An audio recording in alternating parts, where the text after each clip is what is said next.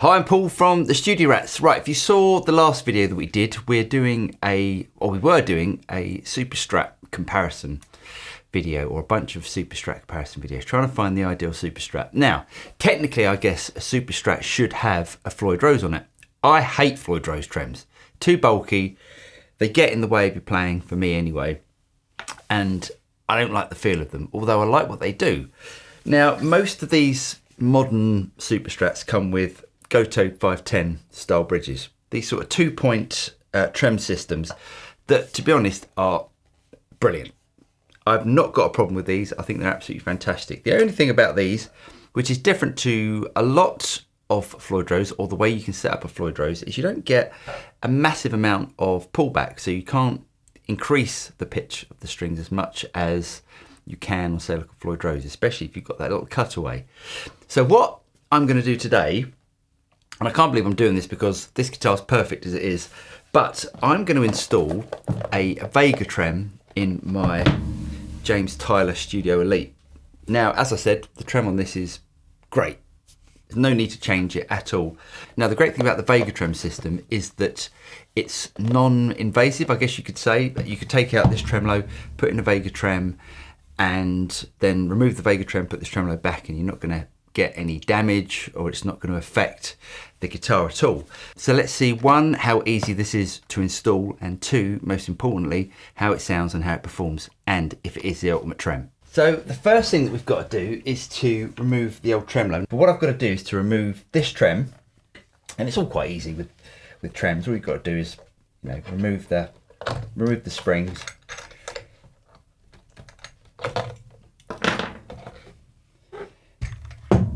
And literally the trem pops out.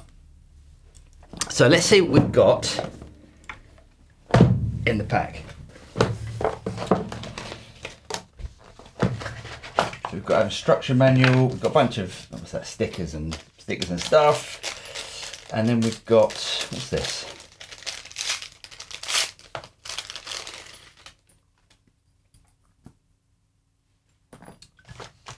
Screws, we've got some American adapters. I'm imagining that's what I'm going to need. And then we've got a bunch of different tension springs that you can put in the on the Vega Trem. So we've got medium tension, high tension, and low tension. Now, I know that for 10s, 10 to 46, which is normally what I use, medium tensions is what we're supposed to be using. It's got a good weight to this, actually. There's the tremolo. What's this? Oh, you've got an extra low tension as well. We definitely don't want them. And then we've got the trem. So that's really interesting. If you look at the trem that comes with the James Tyler, which is a Goto, I think it's a Goto 510. It's got one of those trems that it's different to a lot of Goto 510s where you've got this big sort of steel block on it. It's got a more sort of refined block, and that's actually quite similar to the Vega Trem. And what we need to do is to fit this bar to there.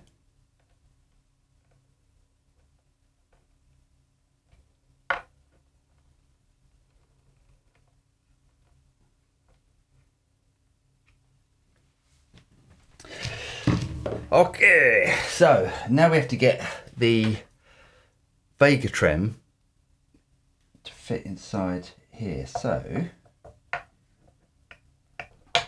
what we need to do is to attach the springs. So if I find the medium,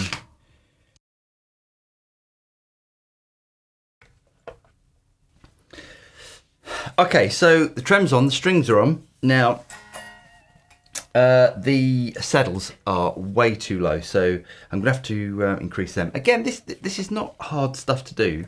It's taken me 10 minutes so far to get it to the stage where I'm at. So what I'm gonna do is get all the saddles to the right height, get it tuned up, and I'll be back in a minute and we'll see how it performs.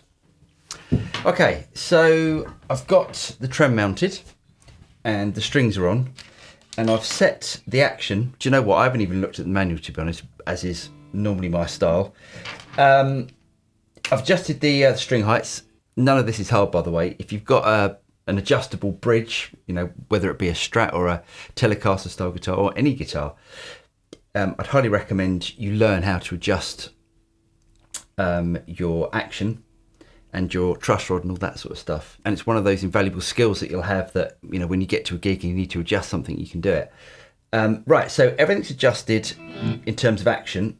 I've plugged it in just to tune it up. I haven't tried it yet. I thought I'd have a quick look at the intonation. Again, if you haven't adjusted intonation before, it's something that I would definitely recommend learning how to do. Okay, so before I play anything, there is a slight thing about this that's going to be different to other trems, and that is the cavity showing.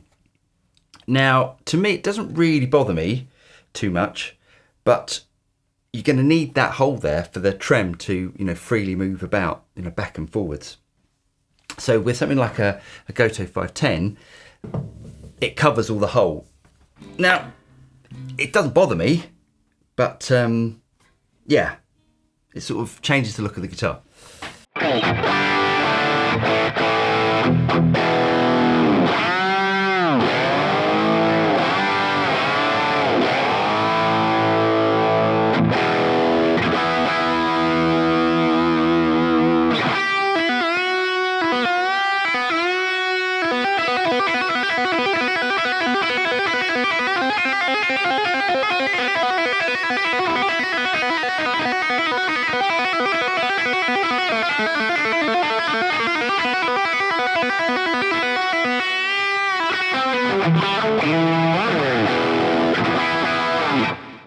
And all that 80s nonsense. That is brilliant. That now behaves like a Floyd Rose. I will say, I didn't exactly read the manual and look at all the videos and stuff, so I sort of did it as I normally do, just by winging it. Now, every other one that I've seen these two tremolo springs on posts, on the end posts here. When I did that, it felt a little bit loose. It felt a little bit too springy.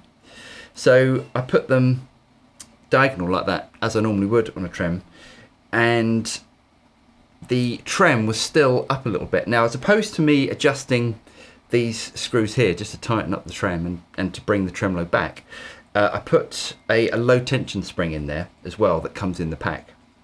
So that is how I'd have normal my normal trem set up anyway, and I didn't have to adjust the screws at the back. The trem is sitting absolutely flat, which is apparently how it's supposed to be, and it is absolutely brilliant. It sounds great.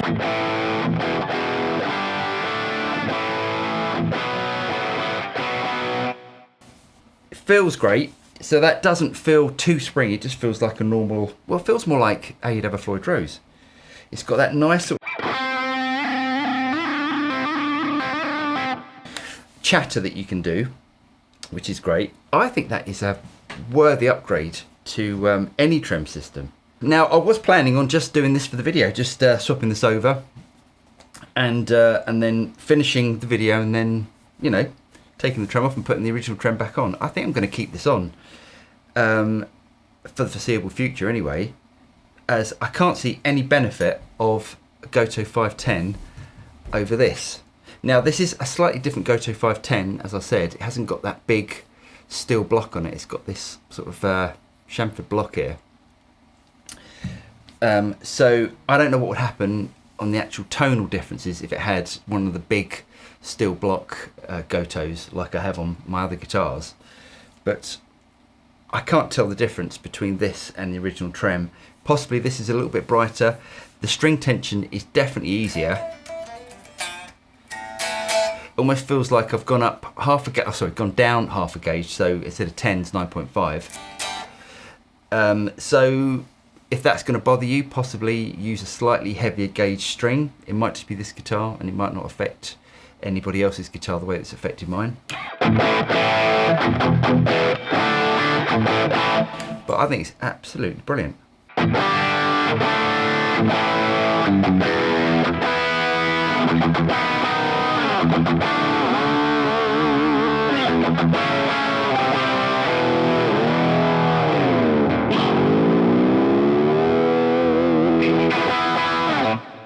Anyway, really hope you guys got something out of this. I'm going to leave all the details for Vega Trem in the notes below. Thanks to whoever suggested I do this. This has been coming for quite a few, well, probably about 6 months. I remember in the live show someone said, you've got to try Vega Trems, and I sort of dismissed it. I'm glad I did it. It's absolutely brilliant. I think, as I said, and keep saying, that is a worthy upgrade to any guitar. Anyway, really hope you guys got something out of this. I'm going to leave all the details for Vega Trem in the notes below, so if you want to go and check it out, you can do. If you did get something out of this, don't forget to like and subscribe, click on the bell button, and to be notified of any future video that comes out from the Studio Rats. I'm Paul, and I'll see you next time. Cheers.